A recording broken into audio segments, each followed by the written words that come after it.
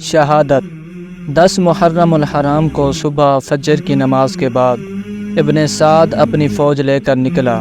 حضرت سیدنا امام حسین رضی اللہ تعالی عنہ نے بھی صفیں درست کی۔ آپ رضی اللہ تعالی عنہ کے ساتھ صرف 32 سوار اور 40 پیادے تھے۔ جب دونوں لشکر آمنے سامنے کھڑے ہو گئے، اس وقت آپ رضی اللہ تعالی عنہ نے ذیل کی تقریر کی: لوگوں، جلدی نہ کرو، پہلے میری بات سن لو۔ مجھ پر تمہیں سمجھانے کا جو حق ہے وہ ادا کر لینے دو، اور میرے یہاں آنے کی وجہ بھی سن لو۔ اگر تم میرا عذر قبول کر لو گے اور مجھ سے انصاف کرو گے تو انتہائی خوش نصیب انسان ہوگے، لیکن تم اس کے لیے تیار نہ ہوئے تو تمہاری مرضی، سب مل کر میرے خلاف زور لگا لو اور مجھ سے جو برتاؤ کرنا چاہتے ہو کر ڈالو۔ اللہ بڑا کارساز ہے، وہی اپنے نیک بندوں کو ہدایت دیتا ہے۔ تم لوگ میرے حسب نسب پر غور کرو اور دیکھو میں کون ہوں، پھر اپنے گربانوں میں منہ ڈالو اور اپنے آپ کو ملامت کرو کہ تمہیں میرا قتل اور میری توہین زیب دیتی ہے۔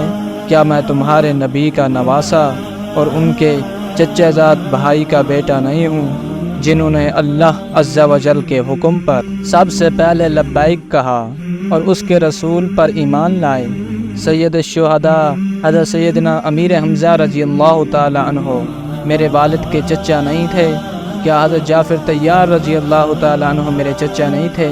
کیا تمہیں میرے اور میرے بھائی کے متعلق رسول اللہ صلی اللہ علیہ وآلہ وسلم کا یہ قول یاد نہیں کہ ہم دونوں جنت کے سردار ہوں گے؟ اگر میں سچ کہہ رہا ہوں تو پھر مجھے بتاؤ، تمہیں ننگی تلواروں سے میرا مقابلہ کرنا چاہیے؟ جس وقت حضرت سیدنا امام حسین رضی اللہ تعالی عنہ خطاب فرما رہے تھے، اس وقت آپ رضی اللہ تعالی عنہ ایک اونٹنی پر سوار تھے۔ قرآن مجید آپ رضی اللہ تعالی عنہ کے ہاتھ میں تھا۔ دشمن سے کسی بھی قسم کا خوف یا خطرہ لاحق نہیں تھا۔ اس دوران ابن سعد کے لشکری آپ رضی اللہ تعالی عنہ کی جانب بڑھے تو آپ رضی اللہ تعالی عنہ نے اپنے دونوں ہاتھ اٹھائے اور بارگاہ رب العزت میں یوں دعا فرمائی: یا اللہ، میں نے ہر مصیبت میں تجھی پر بھروسہ کیا ہے اور ہر سختی میں تو ہی میری پشت پناہی کرنے والا ہے۔ میں نے ہمیشہ تجھی سے مانگا ہے اور تو نے ہی ہمیشہ میری دستگیری کی ہے۔ تو ہی ہر نعمت کا مالک ہے، تو ہی احسان کرنے والا تھا۔ آج بھی میں تجھ ہی سے التجا کرتا ہوں۔ پھر آپ رضی اللہ تعالی عنہ نے کوفیوں کو مخالف ہو کر کہا کہ مجھے بتاؤ، تم مجھے کس جرم میں قتل کرنا چاہتے ہو؟ ان کی طرف سے کوئی جواب نہ آیا۔ پھر آپ رضی اللہ تعالی عنہ نے ان سرداروں کے نام لے لے کر فرمایا جنہوں نے آپ رضی اللہ تعالی عنہ کو خط لکھے تھے کہ کیا تم نے مجھے خطوط نہیں لکھے؟ ان بے ایمانوں نے کہا کہ ہم نے آپ کو خطوط نہیں لکھے۔ آپ رضی اللہ تعالی عنہ نے فرمایا کہ اگر تم مجھے پسند نہیں کرتے ہو تو میں واپس چلا جاتا ہوں، مجھے جانے دو۔ ان سرداروں نے جواب دیا: آپ خود کو ہمارے حوالے کر دیں۔ حضرت سیدنا امام حسین رضی اللہ تعالی عنہ نے کہہ دیا کہ میں جیتے جی ہرگز خود کو تمہارے حوالے نہیں کروں گا۔ صرف ایک اور ہی ایسا شخص تھا جس کے دل پر آپ رضی اللہ تعالی عنہ کی باتوں کا اثر ہوا۔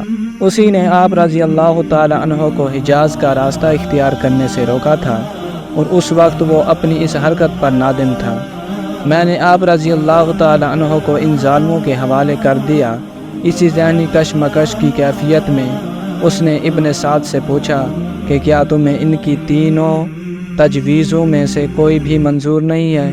ابن سعد نے جواب دیا کہ اگر میرا کچھ اختیار ہوتا تو میں فوراً منظور کر لیتا، مگر اب میں بے بس ہوں۔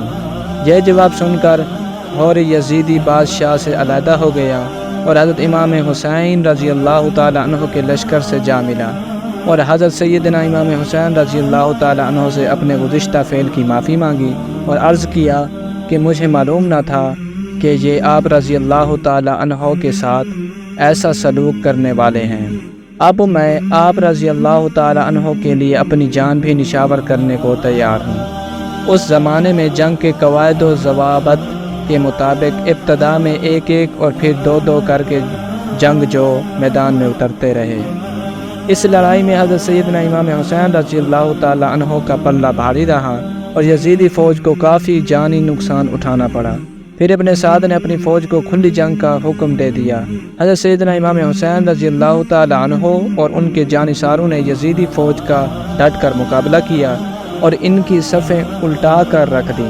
یزیدی فوج کا نشانہ حضرت سیدنا امام حسین رضی اللہ تعالی عنہ تھے اور وہ بار بار ان پر حملہ آور ہوتے، مگر ہر مرتبہ پسپا ہونے پر مجبور ہار جاتے۔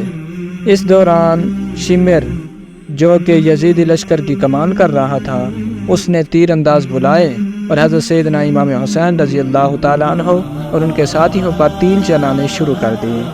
آپ رضی اللہ تعالی عنہ اور جان نثاروں کے گھوڑے شدید زخمی ہو گئے، اور کا گھوڑا بھی زخمی ہو گیا، مگر اس نے پیدل لڑنا شروع کر دیا اور بالآخر جام شہادت نوش فرمایا۔ دوپہر تک گھمسان کی لڑائی ہوتی رہی، مگر یزیدی فوج کامیابی حاصل نہ کر سکی، کیونکہ حضرت سیدنا امام حسین رضی اللہ تعالیٰ عنہ نے اپنے خیمے بھی اس طرح لگوائے تھے کہ دشمن صرف ایک رخ سے ہی حملہ کر سکتا تھا۔ یہ دیکھ کر ابن سعد نے حکم دیا کہ ان کے خیموں کو آگ لگا دی جائے۔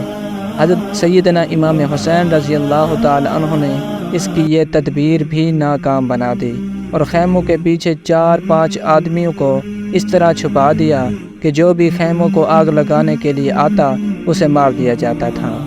حضرت امام حسین رضی اللہ تعالیٰ عنہ کے جانثار مسلسل لڑائی کی وجہ سے تھک رہے تھے اور کئی جانثار اس خون ریز لڑائی میں شہید ہو چکے تھے۔ ظہر کی نماز کا وقت ہوا تو آپ رضی اللہ تعالیٰ عنہ نے ظہر کی نماز کے وقت جنگ بند کی درخواست کی، مگر یزیدی لشکر نے آپ رضی اللہ تعالیٰ عنہ کی بات کو ماننے سے انکار کر دیا۔ آپ رضی اللہ تعالیٰ عنہ کے جانثاروں نے تلواروں کی زرد میں نماز ظہر ادا کی۔ نماز ظہر کے بعد آپ رضی اللہ تعالیٰ عنہ اپنے ننھے بچے علی اصغر رضی اللہ تعالیٰ عنہ کو لے کر خیمہ سے باہر آئے، جس کی زبان پانی نہ ملنے کی وجہ سے خشک ہو رہی تھی۔ اس دوران ایک تیر آیا اور اس معصوم بچے کے حلق میں اتر گیا، اور یوں علی اصغر رضی اللہ تعالیٰ عنہ نے جام شہادت نوش فرمایا۔ حضرت سیدنا امام حسین رضی اللہ تعالیٰ عنہ کے تمام جانثار ایک ایک کر کے جام شہادت نوش فرماتے چلے گئے، مگر آپ رضی اللہ تعالیٰ عنہ نے پھر بھی اپنی ہمت کو یکجا رکھا اور ایک بار پھر میدان جنگ میں یزیدوں کو جہنم واصل کرنے لگے۔ اس دوران شمر نے اپنے سپاہیوں کو حکم دیا اور آپ رضی اللہ تعالیٰ عنہ پر تیروں کی برسات شروع ہو گئی۔ آپ رضی اللہ تعالیٰ عنہ کا گھوڑا زخمی ہو کر گر پڑا۔ آپ رضی اللہ تعالیٰ عنہ نے تلوار سنبھالی اور پیادہ ہی ان کا مقابلہ کرنے لگے۔ آپ رضی اللہ تعالیٰ عنہ کا جسم مبارک زخموں سے چور چور تھا۔ اس دوران آپ رضی اللہ تعالیٰ عنہ کے بائیں بازو پر تلوار کا کاری ضرب لگایا اور آپ رضی اللہ تعالیٰ عنہ کا بازو کٹ کر جسم مبارک سے علیحدہ ہو گیا۔ اس دوران مستان بن انس نے نیزے کا وار کیا اور آپ رضی اللہ تعالیٰ عنہ زمین پر گر پڑے۔ مستان نے آپ رضی اللہ تعالیٰ عنہ کا سر مبارک تن سے جدا کرنا چاہا، مگر اس کی ہمت نہ پڑی۔ پھر خولی بن یزید نے آگے بڑھ کر آپ رضی اللہ تعالیٰ عنہ کا سر مبارک تن سے جدا کر دیا۔ آپ رضی اللہ تعالیٰ عنہ کو شہید کرنے کے بعد ان بدبختوں نے خیموں پر دھاوا بول دیا اور خاندان رسالت مآب صلی اللہ علیہ وسلم کی بیٹیوں کو عزتوں کا تار تار کرنا شروع کر دیا۔ ان کی چادریں اتار لی گئیں اور جگر گوشہ رسول صلی اللہ علیہ وآلہ وسلم حضرت سیدنا امام حسین رضی اللہ تعالیٰ عنہ کے جسم مبارک کو پامال کرنا شروع کر دیا۔ حضرت سیدنا امام حسین رضی اللہ تعالیٰ عنہ کے سر مبارک کو اتارنے کے علاوہ دیگر کئی شہداء کے بھی سر کاٹ دیے گئے اور ان کے جسم مبارک کو بے گور کفن چھوڑ دیا گیا۔ حضرت سیدنا امام حسین رضی اللہ تعالیٰ عنہ کے سر مبارک کو خولی بن یزید نیزے پر چڑھا کر اپنے لشکر کے ہمراہ کوفہ کی جانب روانہ ہوا۔ حضور نبی کریم صلی اللہ علیہ وآلہ وسلم کی ان باعصمت اور با کردار بیٹیوں کو جنگی قیدی بنا لیا گیا۔ اس مورکہ حق و باطل میں حضرت سیدنا امام زین العابدین رضی اللہ تعالیٰ عنہ جو کہ بیمار تھے مردوں میں زندہ بچے۔ حضرت سیدنا امام حسین رضی اللہ تعالیٰ عنہ اور ان کے رفقا کو یزیدی فوج کے جانے کے بعد قبیلہ بنو اسد کے کچھ لوگوں نے جو نزدیک ہی آباد تھے آ کر دفنایا اور ان کی نماز جنازہ ادا کی۔